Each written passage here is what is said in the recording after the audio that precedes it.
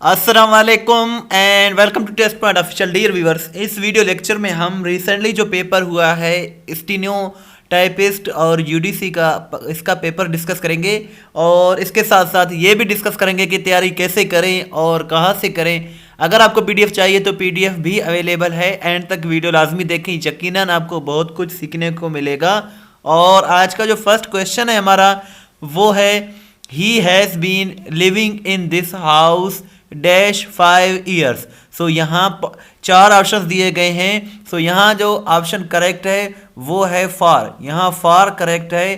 اگر یہاں ہوتا 2018 2010 یا پھر کسی منتھ کا نام ہوتا جون مارچ اپریل, سو وہاں ہم سنس لگاتے, لیکن یہاں 5 ایئرس دیا گیا ہے, اسپیسیفک ٹائم نہیں ہے, تو اسی لیے ہم لگائیں گے فار.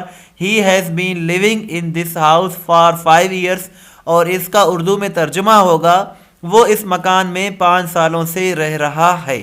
یہ پریزنٹ پرفیکٹ کنٹینیوس ٹینس کا ایک سینٹینس ہے اور یہی اس کا کریکٹ آنسر ہے. نیکسٹ کویشچن ہے ہمارے پاس the word troupe means a collection of. سو یہ ٹروپ ہوتا ہے اے کلیکشن آف ایکٹرس, یعنی کہ فنکاروں یا پھر رقص کرنے والے گروہ کو ٹروپ کہا جاتا ہے. اس کا جو اسپیلنگ ہے وہ ہے TROUPE, اور یہ ہوتا ہے ڈانس کرنے والوں کا گروپ یا پھر کلیکشن, یا پھر ایکٹرس کا کوئی گروپ ہو یا پھر ڈانسرس کا کوئی گروپ ہو تو اسے ٹروپ کہا جاتا ہے. آگے بڑھنے سے پہلے چھوٹی سی ریکویسٹ ہے کہ ہمارے چینل کو ضرور سبسکرائب کریں, بیکاز اس طرح کی اچھی اچھی ویڈیوز ہم ڈیلی بیسس پر بناتے رہتے ہیں. نیکسٹ کویشچن ہے ہمارے پاس the sound produced by a horse is called. سو اس کو نی کہا جاتا ہے, NEIGH. نی کا مطلب ہوتا ہے گھوڑوں کا ہنہنانا. سو یہاں نی جو ہے کریکٹ آنسر ہے. نیکسٹ کویشچن ہے مسلمس ارائیوڈ ان دا سب کانٹیننٹ ان دا ایئر ڈیش AD. سو یہاں جو کریکٹ آنسر ہے وہ ہے 712 AD.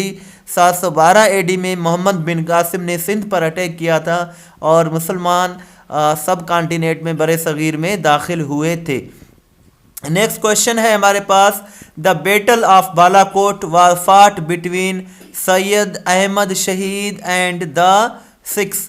سید احمد شہید اور سکھوں کے درمیان ایک جنگ ہوئی تھی بیٹل آف بالا کوٹ کے نام سے, اور یہ جنگ لڑی گئی تھی مئی 1831 کو یہ جنگ لڑی گئی تھی, اور یہ سکھوں اور سید احمد شہید کے درمیان لڑی گئی تھی, اور سید احمد شہید جو ہے یہاں شہید ہوئے تھے, اور یہ بالا کوٹ میں ہے. علی گڑھ یونیورسٹی واز اسٹیبلشڈ ان. علی گڑھ یونیورسٹی کو 1875 میں سر سید احمد خان نے اسٹیبلش کیا تھا. نیکسٹ کویشچن ہے Bengal was divided into 2 provinces in which year.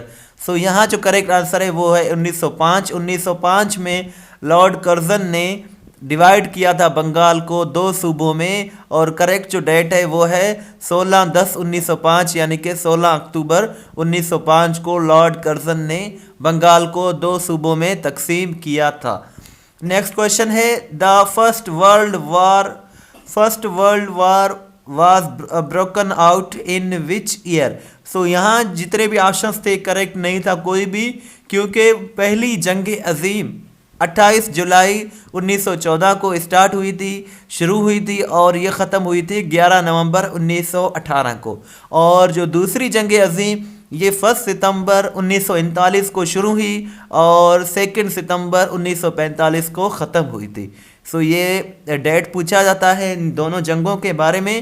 Next question ہے ہمارا دا فاؤنڈر آف آریہ سماج واز. آریہ سماج کے جو فاؤنڈر تھے وہ تھے دیانند سرسوتی. سوامی دیانند سرسوتی ان کا فل نام تھا, اور یہ فاؤنڈر تھے آریہ سماج کے, اور اس کے علاوہ یہ لیڈر بھی تھے, سوشل لیڈر بھی تھے, اور یہ فلاسفر بھی تھے. سو ان کے بارے میں بھی کویشچن پوچھا جاتا ہے. ڈیئر ویورز, پوری ویڈیو دیکھنے کے بعد نیچے دیے گئے لنک پر کلک کر کے اپنا ٹیسٹ لیں, سو دیٹ آپ کو معلوم ہو جائے کہ کتنے سوالات آپ کو یاد ہو گئے ہیں. نیکسٹ کویشچن ہے ہمارے پاس Lahore resolution was passed in the dash annual session of all India Muslim league. So all India Muslim league में लाहौर रेजोल्यूशन को पास किया गया था और ये ऑल इंडिया मुस्लिम लीग का 27वां सेशन था। 27वां सेशन था और ये 3 दिन तक जारी रहा, 22 से लेकर 24 मार्च 1940 तक। सो ये 3 दिन ये जारी रहा, लेकिन 23 मार्च 1940 को लाहौर रेजोल्यूशन या फिर पाकिस्तान रेजोल्यूशन या फिर जैसे उर्दू में हम करारदाद पाकिस्तान भी कहते हैं, करारदाद पाकिस्तान को पेश किया गया था 23 मार्च 1940 को, और पास करने वाले शख्सियत का नाम था AK फजलुल हक। AK फजलुल हक ने पेश किया था। Cripps mission came to India in which year? So यहाँ भी कोई भी करेक्ट आंसर नहीं है, नन ऑफ दीज होगा, क्योंकि 1942 इसका करेक्ट आंसर है। नेक्स्ट क्वेश्चन है, day of deliverance was observed on dash in 1939। So day of deliverance यानी कि यौम निजात मनाया गया था 22 दिसंबर 1939 को। 22 दिसंबर 1939 करेक्ट आंसर है। कायदे आज़म मोहम्मद अली जिन्ना ज्वाइंट मुस्लिम लीग इन? सो कायदे आज़म मोहम्मद अली जिन्ना ने 1913 में ज्वाइन किया था मुस्लिम लीग, और इंडियन नेशनल कांग्रेस ज्वाइन किया था उन्होंने 1906 में। इसके साथ साथ ये भी पूछा जाता है कि कांग्रेस से कब उन्होंने रिज़ाइन किया था। सो ही रिज़ाइन फ्रॉम कांग्रेस इन 1920 में उन्होंने कांग्रेस से रिज़ाइन किया था।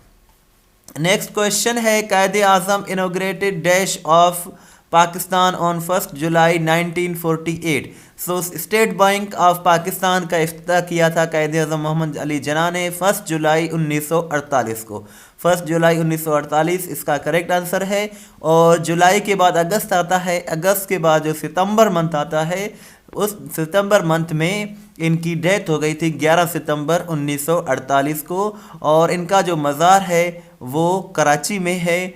और इसके साथ साथ ये एक क्वेश्चन पूछा जाता है कि जिन्ना ने 14 पॉइंट्स कब पेश किए गए थे, कब पेश किए थे? सो जिन्ना के 14 पॉइंट्स कब पेश किए गए थे वो आपने मुझे कमेंट सेक्शन में बताना है। इसके अलावा अगर आपको ये वीडियो अच्छी लगी है तो इसे शेयर ज़रूर करें। अगर आप PDF हासिल करना चाहते हैं तो PDF हासिल करने के लिए आप डिस्क्रिप्शन में जाएं, वहां आप बगैर किसी पासवर्ड के PDF को हासिल कर सकते हैं। किसी भी टेस्ट की तैयारी कर रहे हैं या फिर अगर आपको FBR के पास पेपर्स चाहिए तो testpoint.pk बहुत ही अच्छी वेबसाइट है, आप इसे ज़रूर विज़िट करें। यहाँ हर किस्म के करंट अफेयर्स इंग्लिश के रिलेटेड आपको MCQs मिल जाएंगे। Your feedback, suggestion and comments are always welcome. Thanks for watching and अल्लाह हाफिज़।